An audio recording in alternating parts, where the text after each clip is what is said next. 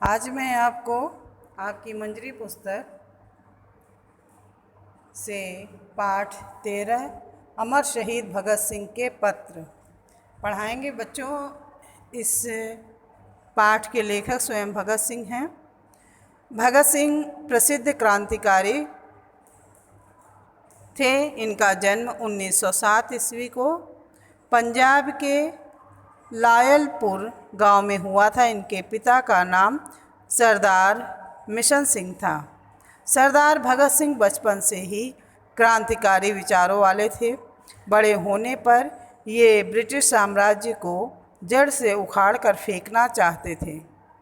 चंद्रशेखर आज़ाद, राम प्रसाद बिस्मिल, अशफाक उल्लाह खां जैसे क्रांतिकारियों की तरह ही भगत सिंह का नाम भी बड़े आदर के साथ लिया जाता है।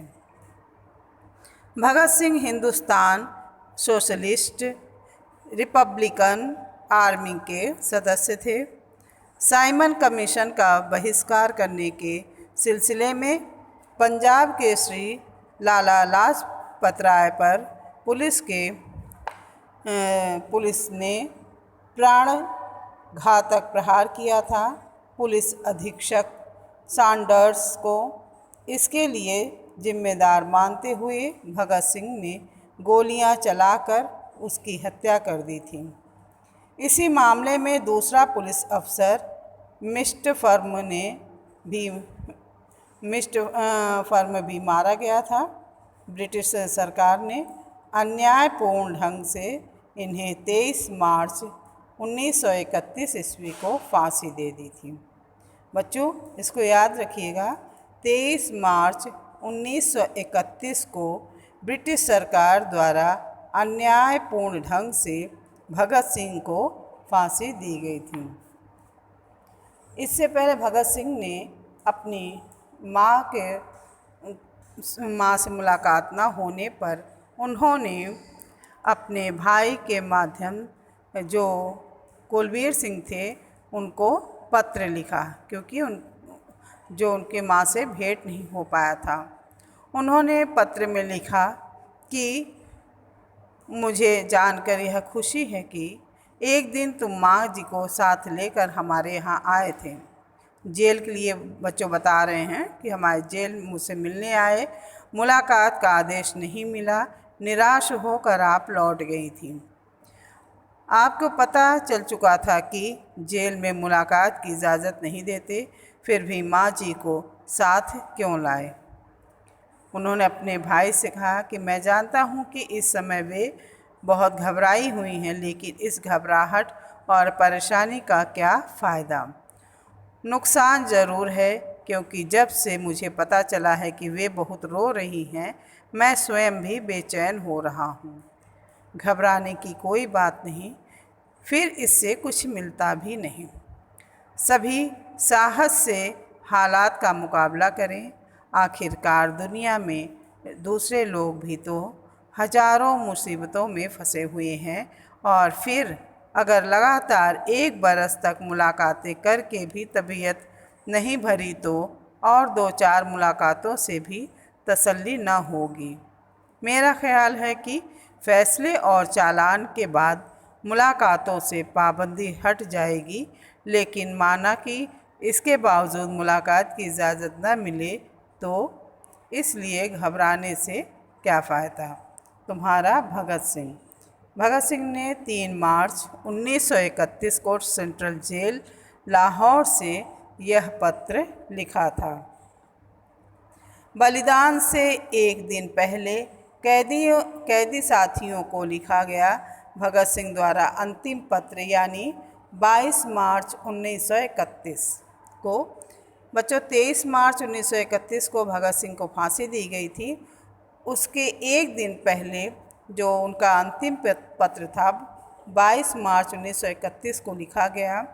उन्होंने साथियों को लिखा कि स्वाभाविक है कि जीने की इच्छा मुझ में भी होनी चाहिए।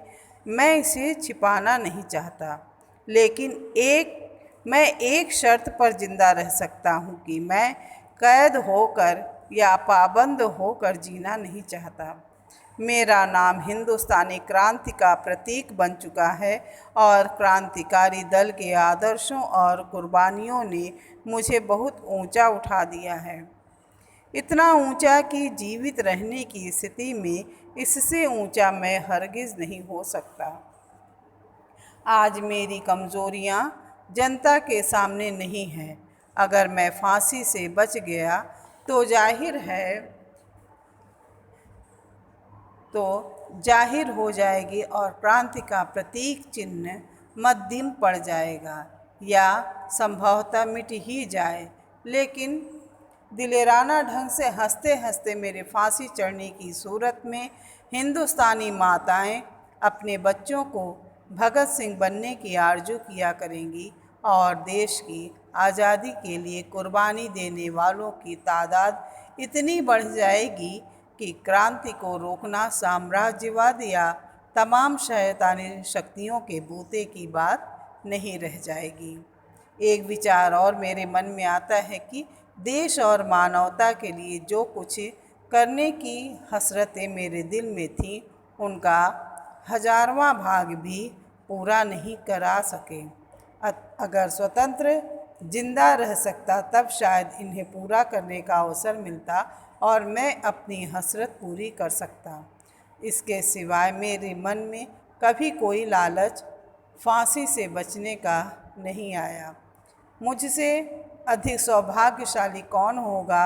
आजकल मुझे स्वयं पर बहुत गर्व है। अब तो बड़ी बेताबी से अंतिम परीक्षा का इंतज़ार है।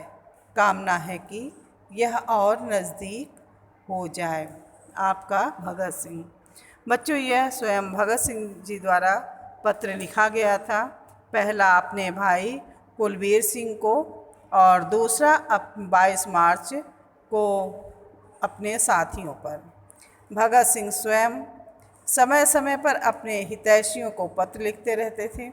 उन पत्रों से उनकी देशभक्ति, त्याग भावना और स्वदेश के लिए सर्वस्व अर्पित करने की दृढ़ कामना का परिचय मिलता है। बच्चों, नेक्स्ट वीडियो में हम आपको क्वेश्चन आंसर और शब्दार्थ कराएंगे। तब तक के लिए धन्यवाद। इस पाठ को आप अच्छे से पढ़ लीजिएगा।